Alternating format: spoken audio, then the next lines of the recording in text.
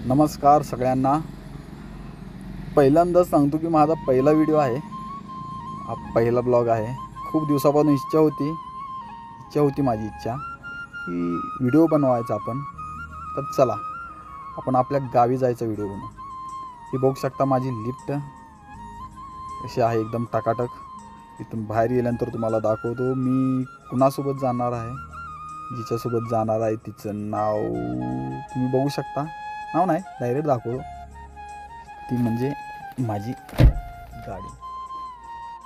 लांब जात असाल तर हेल्मेटचा नक्की वापर करा। तर चला आपण निघू आपल्या गावी।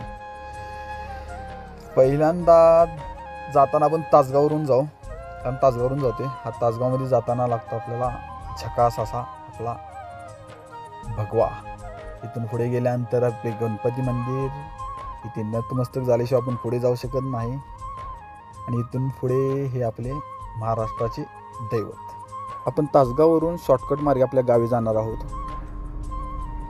तर गावी चाललोय आणि रोडचे काम चालू नाही असे कधी होणारच नाही, हे तर कायमचं आहे। ह्यामधून पण आपण हळूहळू जाऊ। हा असा दिसतोय निसर्ग। याला पाहून गावी पण असाच गारेगारवाले याचा, त्याची आठवण झाली। खूप दिवसातून याला पाहिली।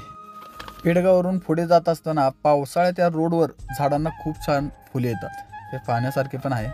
व इथून पुढे पेडवरून जात असताना विजयनगर ते पेडमध्ये हा घाट लागतो। हा घाट खूप धोकादायक असे वळणाचा पण आहे, पण आपण हळूहळू चला वर जाऊ। घाटावरूनचा बाजूचा परिसर हा खूप पावसाळ्यामध्ये सुंदर असा दिसतो।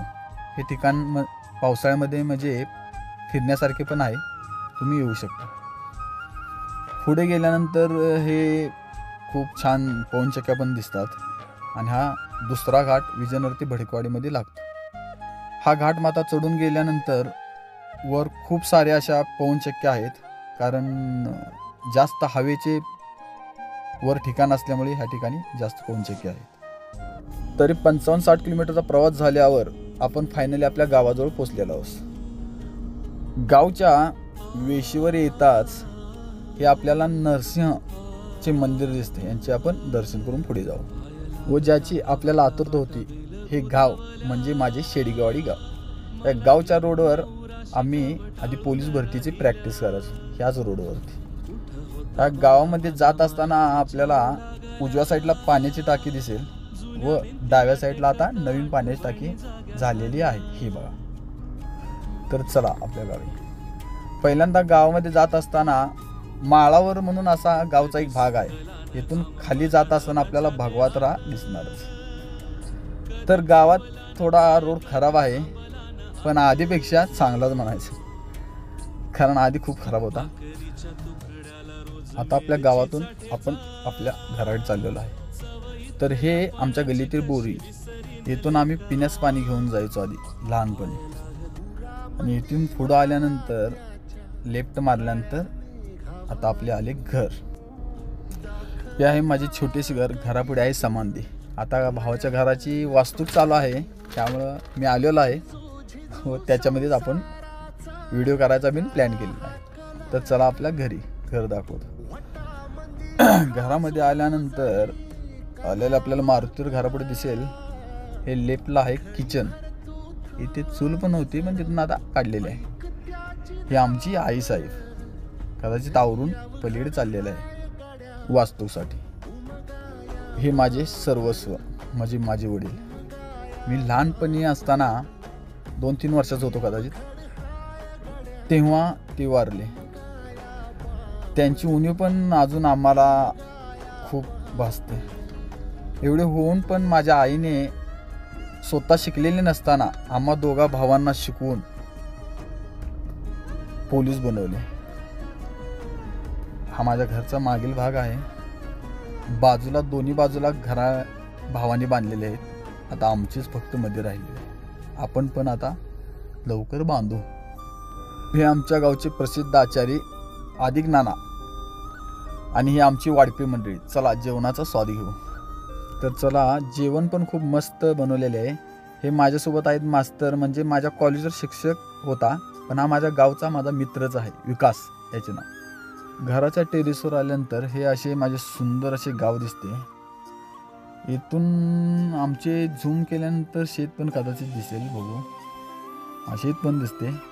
आपण शेतामध्ये पण जाणारच आहोत पुढे व्हिडिओमध्ये, माझ्यासोबत राहा. इथून माझे घर पण वरून दाखवतो. थोडे पत्रे खराब झालेले आहेत, पण बघू शकता 25-30 वर्ष झालेले आहेत ना घर बांधून, त्यामुळे. व आमचा हा चाफा कसा फुललेला आहे बघा, मस्त. आणि हे माझ्या मित्राचे घर, जिवलग मित्राचे संदीप सुनील अण्णांचे घर. आणि यांच्या घराबाहेर बघाल तर महाराजांचा कसा फोटो आहे बघा, मस्त. आणि हे जे घर दिसत आहे ते जिजी आणि बाबांचे घर, आज ते ह्या जगात नाहीत. आणि हे जे पडलेले घर दिसत आहे हे हे दादांची जुनी गिरण होती, म्हणजे चक्की. ही आमची गल्ली. या ठिकाणी आमची लहानपण कसे गेले हे आम्हाला समजले पण नाही. ह्या गल्ली बोळात आम्ही लहानाची मोठे कसे झालो, पडत झडत. आज खूप मिस करतो त्या दिवसांना आम्ही.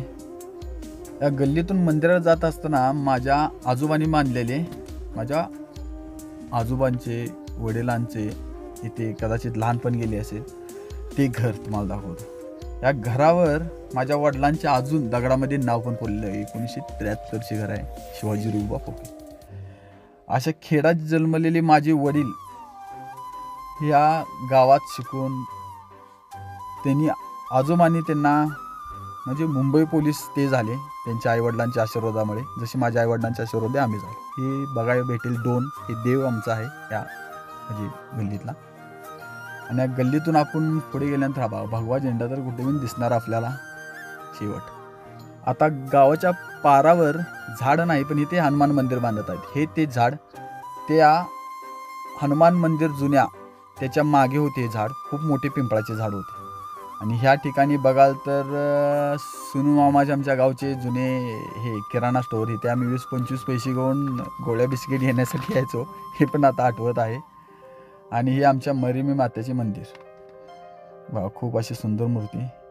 इथून पुढे गेल्यानंतर ही माझी 4थी पर्यंतची म्हणजे 1ली ते 4थी पर्यंतची शाळा. इथे 2 मंदिर पण आता बांधलेले आहेत. इथे आता लालू अण्णाचे रास्त भाव दुकान पण आहे. आज अण्णा नाहीत, त्यांची आठवण पण येते इथं आल्यानंतर. हे बालवाडी शाळेचे बांधकाम चालू आहे. या माझ्या शाळेत माझी 1ली ते 4थी शिक्षण झाले. अजूनही आठवतं, या वरांड्यात आम्ही बसून सकाळी प्रार्थना म्हणायचो. या शाळेच्या खिडकी दरवाजे खांब पाहून खूप साऱ्या आठवणी जाग्या होतात. पण खूप वाईट वाटतं ही शाळा पाहून पडलेली. ह्या ठिकाणी आम्ही बसायचो खाली. त्यावेळी बेंच पण नव्हते, आम्ही खाली बसून शाळा शिकायचो. आज जे काय आम्ही आहे ते ह्या शाळेमुळेच आहे. तर आता आहे बघा आमचा शेरू कसा आवाज देत आहे. आता आपण पुढे जाणार आहोत हायस्कूल, जिथे माझी काय म्हणलास तू? किती कसलं स्पीड? टॉप. काय करू गाडीचं? पुन्हा गाडी का? मला झेपणार नाही तुला. तर चला या माझ्या मित्रासोबत. गावापासून 3-4 किलोमीटरवर माझी स्कूल आहे. आता नवीन बांधलेली आहे. आधी मोही गावात आम्ही शिकायचो. ही बघा आता नवीन बांधलेली आमची आदर्श विद्यालय मोही. आता खूप छान वाटत आहे बघून या वास्तूला.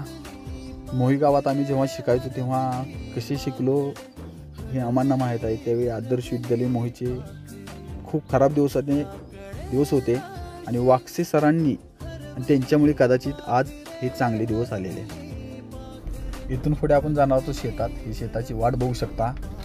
ती वाट बघून तुम्ही पण हैराण झाला असाल. त्यात गाडी चालवायची का उतरून ढकलायची. आता पडलो असतो मी पण वाचलो. तरी आहे माझ्या मित्राचं शेतातील घर, म्हणजे छोटंसं फार्म हाऊस. तुम्ही बघू शकता या ठिकाणी आमचे अण्णासाहेब बसलेलेच आहेत. पाहुणचार खाला आहे. मला विचारत आहेत काय करतोयस. त्यांना बोललेला आहे व्हिडिओ बनवत आहे. हे आहेत ऊसतोडी कामगार या ठिकाणी राहत आहेत. तर अशी लोक इथे राहतात। आणि ही बघू शकता माझ्या मित्राची शेती, एकाच ठिकाणी 5.5 एकर शेती घेतलेली आहे। जो लहान होता तेव्हा अर्धा एकर सुद्धा शेती नाव नव्हती, आज त्यांची 5.5 एकर शेती आहे। आणि मला बघून बाबा पळत आहेत, अण्णा बोलले पोलीस आले, गेले सगळे पळून। तेव्हा त्यांची चूल कशी लोक राहतात शेतात बघू शकतात। हे आहे हरभरा आणि हे आहे विहीर अन्नाची, त्यात पाणी पण बघू शकता, पाणी भरपूर आहे।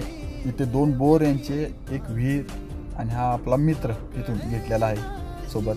थोडा हरभरा घेतो खायला, शेतामध्ये फिरत फिरत काहीतरी पाहिजे। आहे अण्णाचे शेत, हे बबन फुके, हे माझे चुलते, यांनी पण खूप आम्हाला सपोर्ट केला वडील नसल्यानंतर।